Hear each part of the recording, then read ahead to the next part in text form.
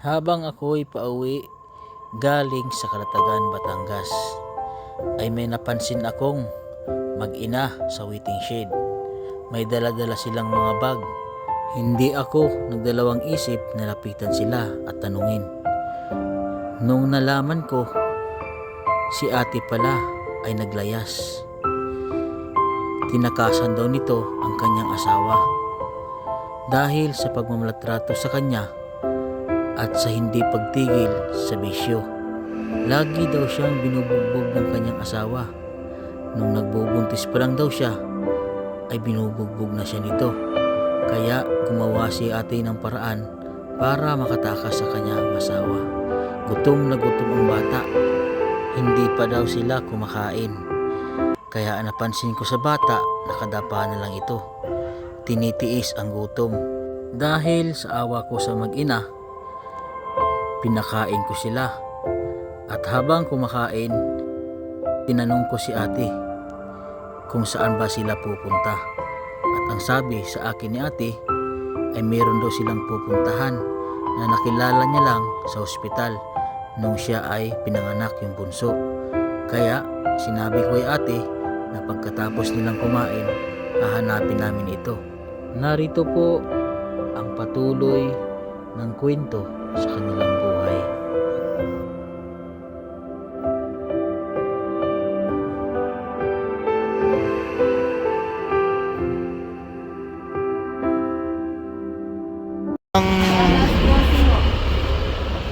Alas 12 po ng tanghali. Saan po ka ba pupunta?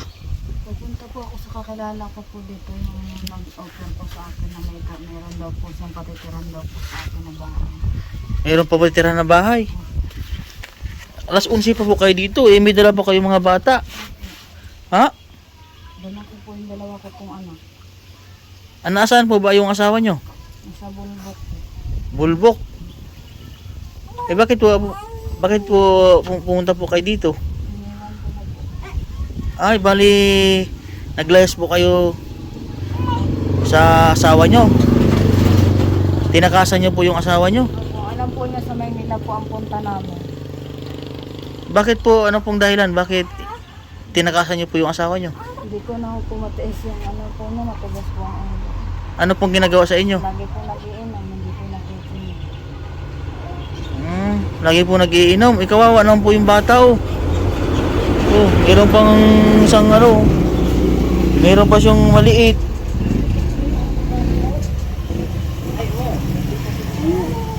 Hindi nyo po alam kung saan kayo pupunta. Hindi ko po alam kung saan po yung bahay po ni ate. Saan po yung sundin ba po na ako sa bago daw po pumasok ng putol. Bago pumasok na putol. Ano po ba ang pangalan nung pupuntahan nyo sana? Jaina. Ano pong apelido? Nakalalabas lang po nun ng ospital. Dahil labinat po ang anak. Ano niyo po yun si Gina? Kakilala ko lang po. Kawawa po siya. Kumain na po kayo? Hindi po po. Hindi po po kayo kumakain. Nakakawa naman po sila. Oh. Kain na po daw silang alas 12 dito. Ayun yung panganay mong anak ate. Hindi po po kilala. Hindi niyo kilala. Ba't? Kapit lang po dito. Umakyat nandito. Kakawa yung bibi oh. Mayroon siyang bibi po. Upo lang po kayo dito ate. Dito lang po kayo. Kayo na ba kayo? Hindi ba kayo kumakain? Ano pangalan mo? Ha? Hindi ko po marunong Ay, hindi pa siya nagsasalita. magpaan ko lang po. Ano po ang trabaho ng mister niyo doon sa Bulbok to eh? Maggagapak lang po. Ay, nagagapak din po ng tubo. Po? Wala po siyang kaalam-alam dito kayo pumunta. Wala po. Alam lang po niya sa Manila po. Oh. Sinasaktan ba kayo ng asawa niyo? Dati po. Pero ngayon hindi na po. Ang bisyo po niya hindi niya po maiwanan. Saka barkada lang po lagi yung inaatulog Oh. po. Ano po ang pangalan niya po ate? Rhea Lynn. Rialin. Sa ate Rialin. Ito, ano pong pangalan ng anak niyo? Marlon. Marlon. Hindi pa kayo kumakain. Ito po ay putol po. Putol po nga po ito. Ay galing na po doon yung mayroon ding isang naawa sa inyo. doon si managera at sinabi sa akin na nandito, mayroon na dito kayo nga at pinuntahan ko kayo. Ito po yung ano, may number nga po. Tinatawagan ko po, hindi na po matawagan. Hindi po mabot. Oo. Hindi ko po matawagan. Wala daw po kasi ng signal po sa kanila. Oo. Ito po kayo mga kababayan ay inano po ng sinabi po sa akin ni manager at pinuntahan ko po siya dito. Ito po sa Himalas, yung manager po ng isang grupo din dito ng ano, yung mga nagagapak din, yung mga taga Quezon. Eh hindi naman daw nila kilala yon yung hinahanap mo. Kaya pinuntahan kayo dito na matulungan. Ano? Hanapin natin yung kung saan yung lugar. Kasi ang alam ko dito ay bali 2 pangkat. Ay mayroon doon sa kabila at mayroon din dito. Kaya lang sabi po kasi... Ano po ang pagkasabi ba sa inyo nang pupuntahan nyo sana? Hinto daw po kami sa may bago daw pong pumasok daw po ng putol sa may waiting shed daw po. Eh dito po kami dinala ng tricycle kanina. Putol, marami po kasing putol dito sa Batangas, sa Balayan. Yun nga po, ang alam ko pong putol din, alam din po akong putol din sa kabila. Oo. Hindi ko po alam kung doon o meron din po dito. Kung sinabi po ay putol Himalas, dito po yon. Hindi ko po na ano. Oo. Magsapit ng putol. Ganyan po talaga yung number po na yan, paano-ano po. Oo, hindi ho matawagan eh. Wala po kasi pong Oo, at nakakaawa naman po itong mag-ina mga kababayan. Umalis daw mismo doon sa kanilang asawa dahil yun nga sa ginagawa. Mabisyo po ba ang asawa nyo? Yung mga anak nyo, kamusta naman tong 2 anak nyo? Bale, ito pong anak ko kalalabas lang po namin ng Sabado po sa ospital. Yung At nga po, follow-up check-up po natin po dito sa emergency. Hindi po kami nakabalik doon. Wala na po kami pamasahan papunta po doon. Nakawa naman yung mga bata. Ayan, hawakan natin at bakit ito yung number, hindi matawagan ay. Oh, ang pugi pa naman ng anak niya. Pugi. Hanapin natin yung ano, kumain muna kayo. Hanap tayo ng kainan nyo. Sama kayo sa akin. Tari, kain muna, tapos hanapin natin yung ano, yung kung saan nakatira yung pupuntahan natin yung mga baraks dito. At tatanong tayo. Alam kong dito po, ang sabi lang po kanina sa akin, bago lang natin pumasok ng putol. Oh, putol ito. Wala pa kayong kain. Kumain muna kayo, tara. Dalhin ko kayo sa kainan. Dadalhin ko na muna. Diba kainin ko muna sila mga kabayan at nakakaawa naman ay. Hindi pa daw sila kumakain. Ay na pang tanghalian. Dadalhin ko na po at may motor naman po ako. Ay kahit saan dito na may mga barracks, pupuntahan natin. Tanga po ha. Ilagay natin dito yung mga gamit po nila.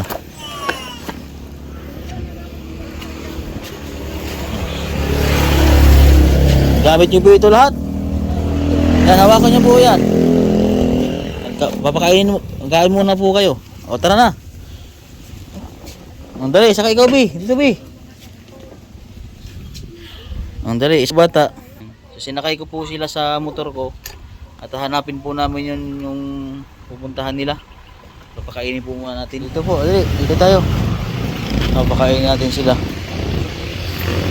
Ate, magkano po itong ano nyo? Ano po yung ulam nyo?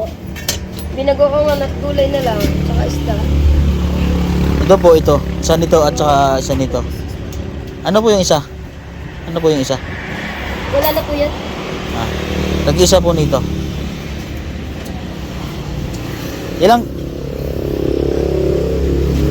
Kumakain na po yung isang anak nyo. Yan, kumakain na po yan. Hindi pa kumakain yan. Pero kumakain na silang kanin. 2 kanin po. Yung isa lang po. Yun sa waiting shed, may nakakaawa naman. At hindi daw alam kung saan pupunta ay. Upo na po kayo ate doon. Tabi po kayo. Ay susubuan niyo po itong anak niyo.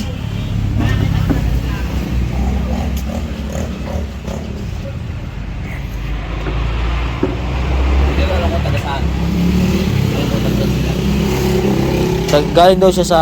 Saan kayo nga galing, te? Bulbok to eh. Iniwanan niya daw yung asawa niya dahil mabisyo daw. At siguro ay naano rin siguro ito. Tumakas sa asawa niya.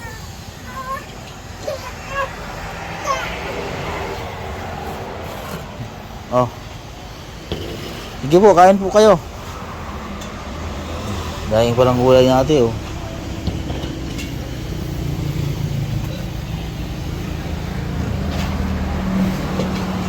Ito po oh.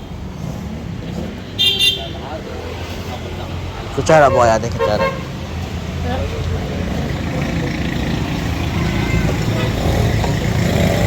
Kain na po kayo. Yan. Papakainin po natin sila mga kabayan. Gutom na natin ang anak mo. Ha?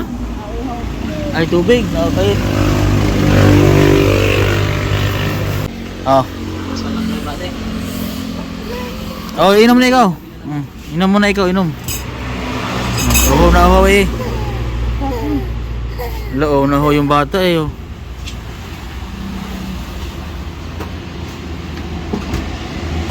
Hindi, wala po kayong dala kahit tubig. Ha? Oo, nauho yung bata, iubusin isang tubig eh. Ay Marlon. Dito po kami nakahanap ng kainan po sa may highway dahil doon po sa looban ay wala pong karinderya po doon. Sige po, kain na po kayo. Gusto natin ito. Po siya. Ako naman po ay taga Masbate. Ayan, oh. Kain na muna ikaw, kain. Oh, kain na ikaw. Ito po, ulam mo, may karne. Oh, may. Oh. Para hanapin natin yung madumi ang ikaw, gutom na gutom siya, oh. Sige, ikaw mo, kaya lang po.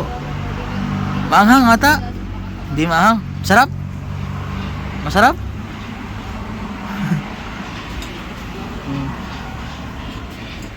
Sige po, kain lang po kayo. At hanapin, ayan, kanin.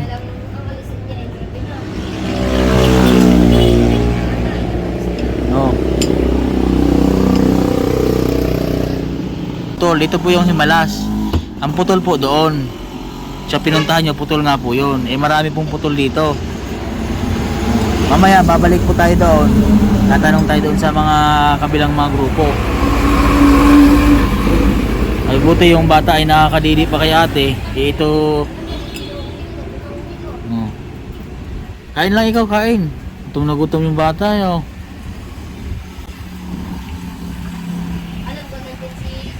Kanina po pala silang alas 11 dumating. Alas 11 ate kayo dumating, ano? Alas 12 po. Alas 12. Wala po ba kayong cellphone? Wala kayong cellphone? Wala.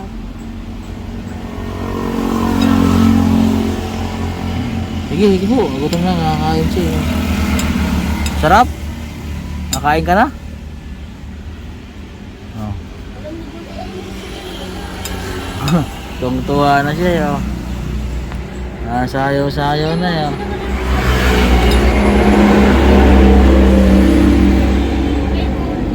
Ikaw, upo. Sige po mga kabayan, kakain muna po sila para hindi po natin mabala yung pagkain po nila. Abangan niyo po kami mamaya doon paghahanap po sa pinilang pupuntahan. Hanapin po natin yung hinahanap po nila mga kabayan. Papakainin ko po muna sila. At sinamahan po natin sila dito sa lugar kung saan po daw sila pupunta. Ay nasamahan ko na po sila. Yung mag-ina po. Ayan, si Marlon yung bata. Ayan o. At si ate, ano pa natin? Realin. Ayan, si Marlon at si ate Realin. Ayan, so meron po siyang daladalang baby. At ang maigi po, sinamahan ko na po dito sa kanilang pupuntahan. Ayan. At pinakain muna po sila. Tara, dito po daw ata. Dito ata siya nakatira. Dito po ata, dito. Saan po? Tara Marlon. Yan, samahan po natin sila dito. Saan po sila nakatira? Yung ano nito? Binutoy. Yun. Sini.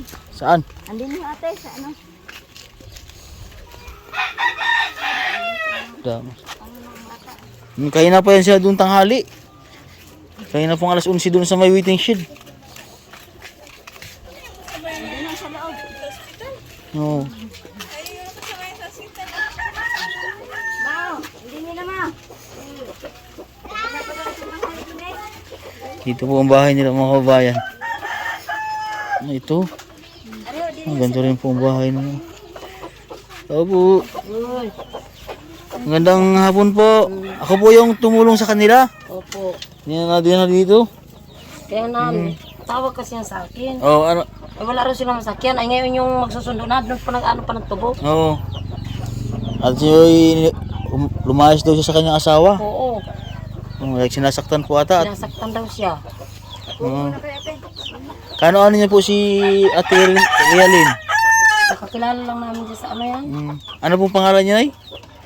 Christina ang tunay na ano. Si Nanay Cristina. Ang bait si Nanay Cristina dahil Nahawa kasi ako sa kanya nung ma-hospital ang anak niya, walang tumulong doon.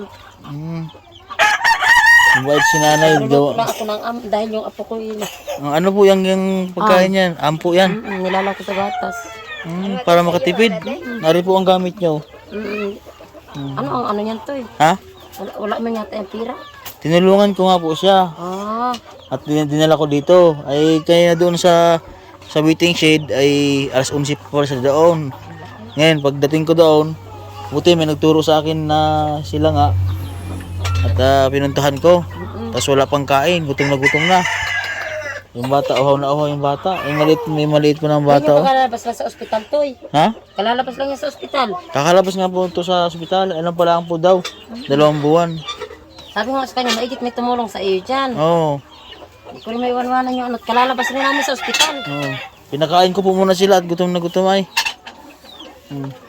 Salamat muna ha sa... Tulong mo to ya. Oo, sa kayo din ay dahil nagpatuloy po kayo ng hindi nyo kaano-ano.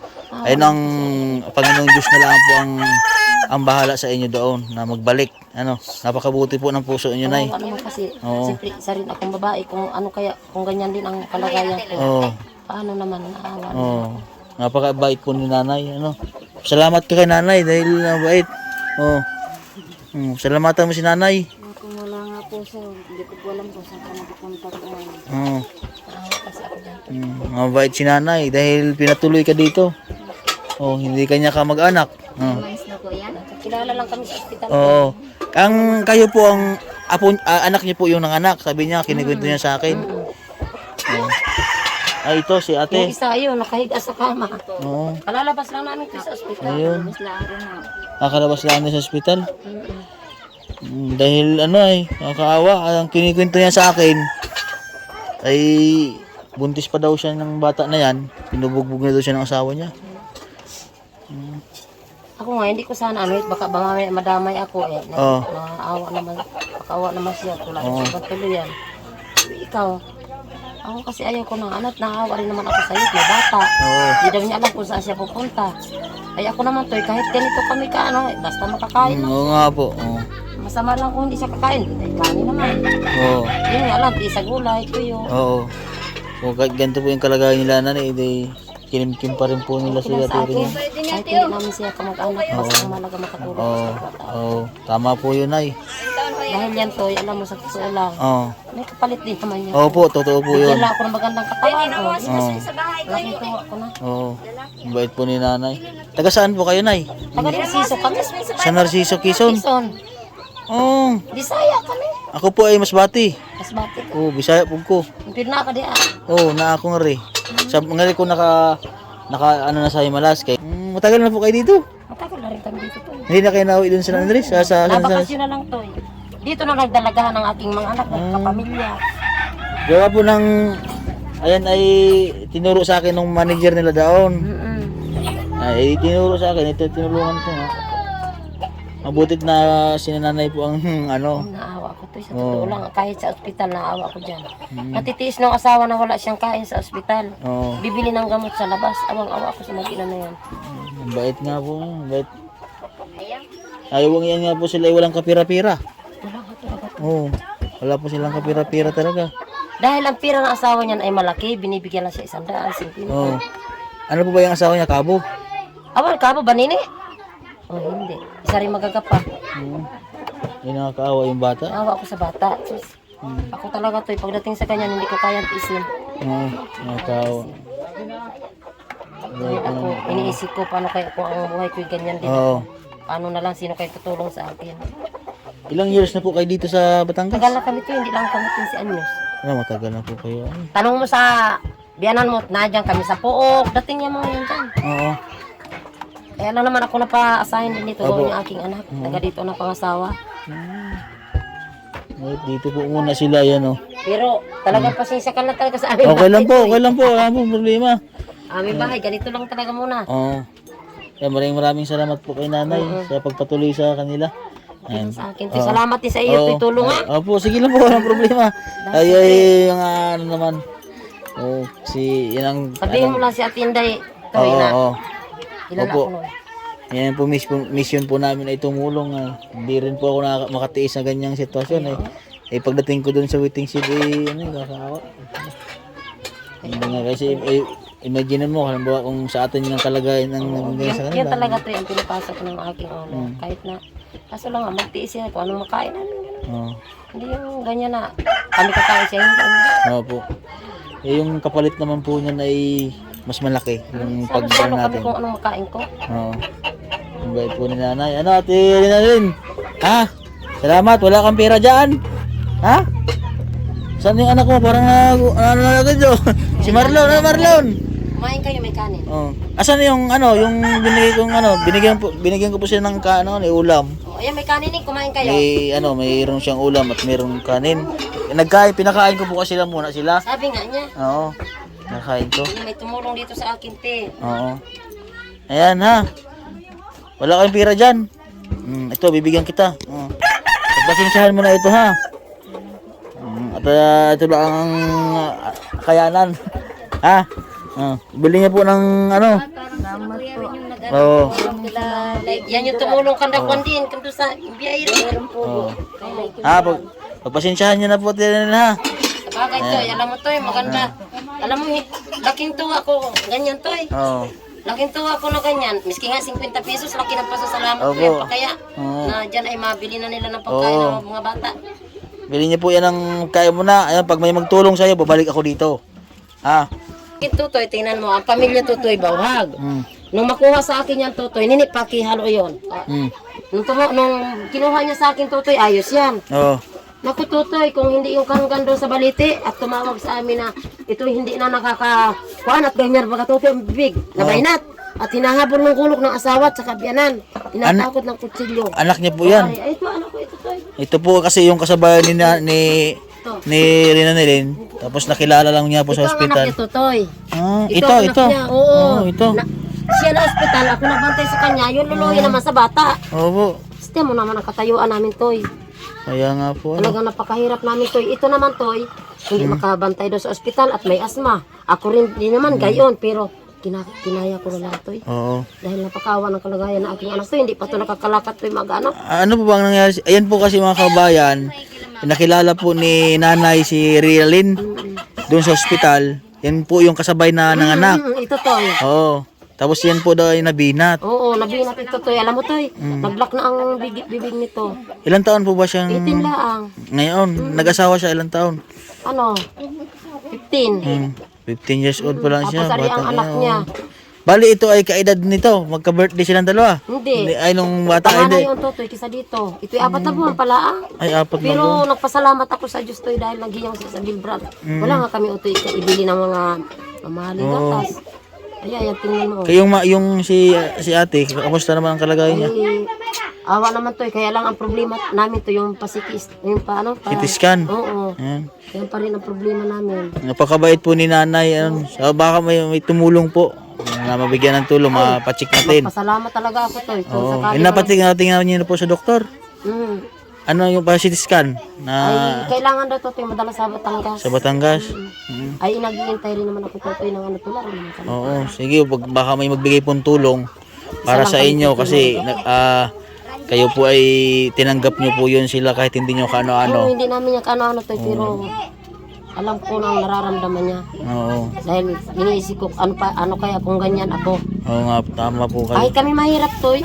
Sama-sama kami, bahala na kung ano ang ano ng Diyos sa amin. Opo. So akalain nyo po na mga kababayan, si nanay po ay tinanggap niya po yun na kahit na mayroon po siyang anak na may ganito pong kalagayan at tinanggap niya pa rin yung sila Marlon at Ate Renalyn na dito sa bahay nila kasi wala na po mapuntahan yung mga magnanay. Nanay, ano? Sa mga nais pong tumulong po sa pamilya po nila nanay ay mag-message lang po kayo sa aking Facebook page Mastering Ring Channel po para mapatingnan din po natin yung kanyang anak. Tapos mabigyan natin tulong sila dito. Ano, Nay? Oo, Ha? okay, salamat din. Salamat po sa Salamat pagtanggap. naman Oo. at kayo nakapasya dito sa Opo, amin opo, na salamat po. tayo ay nagkakilala na. Opo. Oo. So, ayan po. At salamat po, Nay. Bye-bye. Pasensya na. Opo, okay lang po. Namin tayo na ganito lang. Ito si, ano na nila na? Marlon. Ha? Oo. Sige, ha? Salamat sa ibinigay mo rin na tulong sa kanya para sa kanyang mga anak. Pag may magtulong, babalik ako dito uli, ha? Bili mo ng Mahirap po talaga ang buhay sir. ibili mo na kayo ng pagkain nyo, ha? Pagpasensya na kayo sa tulong, ha? So, sige. Bye-bye na. Salamat Salamat din sa na. inyo. Oo.